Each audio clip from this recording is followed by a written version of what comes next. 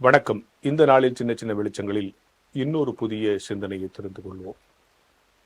ஒரு விஷயத்தை எப்படி உள்வாங்கிக் கொள்ளுகிறோம் அப்படிங்கிறதும், எந்த விஷயத்தை உள்வாங்கிக் கொள்ளுகிறோம் அப்படிங்கிறது தான் ஒரு மனிதனை தீர்மானிக்கிற காரணிகள் அப்படின்னு மானுட ஆய்வாளர்கள் சொல்லுகிறாங்க.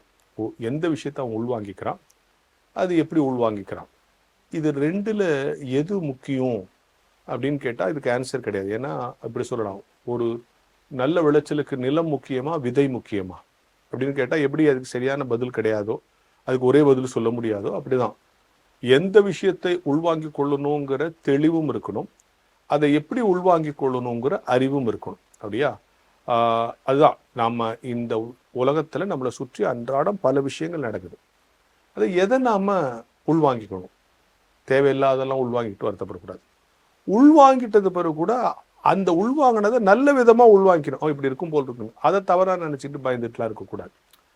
உள்வாங்குதல் அப்படிங்கிறதும் எதை உள்வாங்கிக் கொள்ளுகிறோம் என்பதும் நிலம் விதை சார்ந்த விஷயத்த சொல்றேன். நிலம் முக்கியமா, விதை முக்கியமா? நிலமும் முக்கியம், விதை முக்கியம். நிலம் நல்லா இருந்து விதை நல்லா இல்லைன்னா வேஸ்ட். விதைலாம் நல்லா இருக்கு, மோசமான விதையை போட்டோம்னா விளைச்சல் இருக்காது. எனவே நிலமும் விதையும் முக்கியம். நீ உள்வாங்கிக் கொள்ளுகிற விஷயமும் முக்கியம், உள்வாங்கிக் கொள்ளுகிற விதமும் முக்கியம். ஹிட்லர் ஒரு மிகப்பெரிய கொடுங்கோல். அவர் பள்ளிக்கூடத்தில் படிக்கிறப்போ ஒரு மேப்பை கொடுத்து ஜெர்மனை குறினா அப்படி உலகம் முழுக்க ஜெர்மன் மாதிரி குறிச்சாரு. வாத்தியார் என்னடா அப்படி பண்ணியிருக்கேன்னா, எல்லாமே ஜெர்மன் ஆகணும்னு ஆசைப்படுறேன் அப்படின்னார். அவர் உள்வாங்கி கொண்ட அந்த தேசப்பற்று, தன் நாட்டின் மீது இருக்கிற பற்றுங்கிற விஷயம் சரி.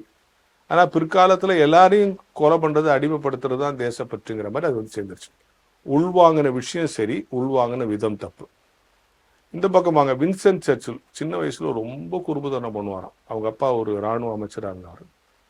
ரொம்ப குறும்புத்தனம் பண்ணுவார். ஆனா அந்த அம்மா இவன் குறும்புத்தனம் பண்ணாலும் இந்த குறும்புத்தனத்தை டியூன் பண்ணா பெரிய ஆளா வருவான் அப்படின்னு நம்பி அவங்க அப்பாவுடைய இராணுவ சீருடைய பத்திரமா வச்சிருந்தாங்க. பிற்காலத்தில் இவன் அதுக்கு போடணும்.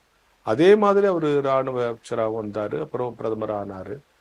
அந்த ஆடை அவருக்கு கொடுத்தாங்க. இது அவனுடைய குறும்பை உள்வாங்கி கொண்டார்கள், நல்ல விதமாக உள்வாங்கி கொண்டார். எனவே நல்லா புரிஞ்சுக்கோங்க, ஒரு விஷயத்தை உள்வாங்கி கொள்ளுகிறதும் ரொம்ப முக்கியம், எந்த விதத்துல உள்வாங்கி கொள்ளுகிறோங்கிறதும் ரொம்ப முக்கியம். மீண்டும் இப்படி சொல்லி நான் நிறைவு செய்கிறேன்.